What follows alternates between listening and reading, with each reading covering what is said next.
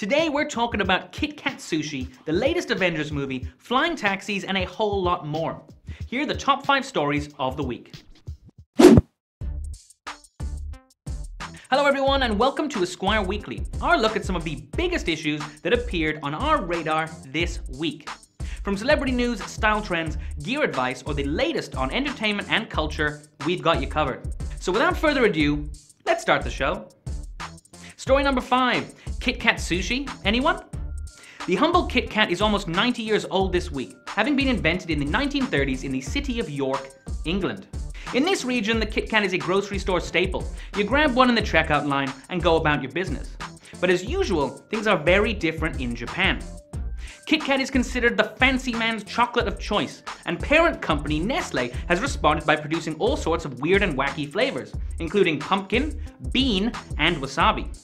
This week, to celebrate the Kit Kat's birthday, Nestlé Japan unveiled a new sushi-inspired flavor. There are 3 new ones actually, including tuna, egg, and sea urchin. All are recommended to be eaten on top of sweet puffed rice.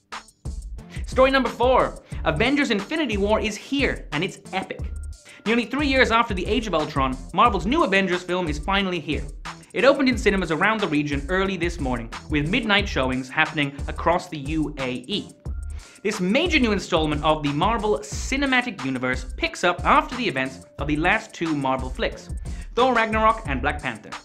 The new movie will be the biggest and darkest one yet, in terms of number of heroes and battles. The story is so big, in fact, that it will continue in 2019's Avengers 4, which Marvel has said will be the final chapter for a few of the main superheroes in the franchise. So who is going to kick the bucket? Will this mark the end for Robert Downey Jr.'s Iron Man, or Chris Hemsworth's Thor? I guess you better watch the movie to find out. Number 3, Nike has embraced 3D printing technology for its latest pair of kicks. The new 3D printed textile fabric is called Flyknit and is created using a complicated process that's called solid deposit modeling. Essentially, it involves taking a piece of TPU filament that is melted down and laid down in layers.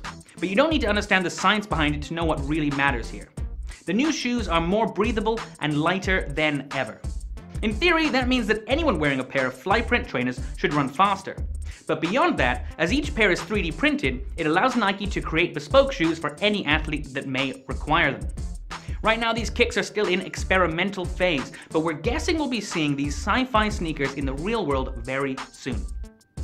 Number 2, PRADA is opening up a brand new boutique.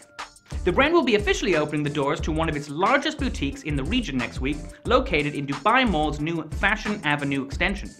The new boutique will be in good company, with more than 150 other luxury brands slated to sit alongside PRADA, including some of the industry's biggest names.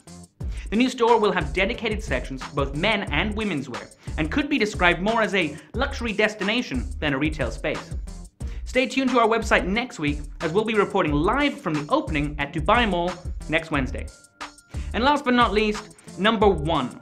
Dubai has said it is ready for flying taxis.